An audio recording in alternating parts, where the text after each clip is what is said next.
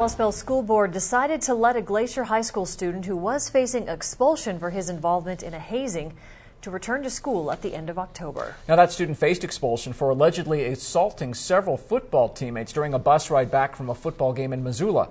And as Katy Harris reports, some of the victims' parents are now worried about how the decision will affect their kids.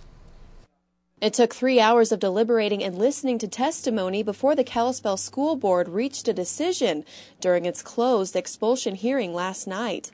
They voted to extend the student's suspension beyond 20 days, which results in an automatic expulsion, but only through the end of the school's first quarter. The board made the determination that they felt that he could be returned to school safely with the behavior plan at the mid-semester. That decision was not received well by some of the victims' parents who spoke during Tuesday night's hearing. I think it's unjust that, the victims are going to stay victims indefinitely now because of this child. It's an intimidation factor for these kids. When he does come back in there, the victims are going to stay that way. They're not going to have any chance they got to be afraid of what's going to happen later on. The school administration is working on putting together a behavior plan for the student. It has a regular check-in time and responsibility to an adult at the school site that they need to work with, and just clarifies what their expectations are and sets a little bit closer accountability level for those particular students. But several of the victims' parents worry the student's behavioral program won't protect their own kids from being bullied again. You should have to finish out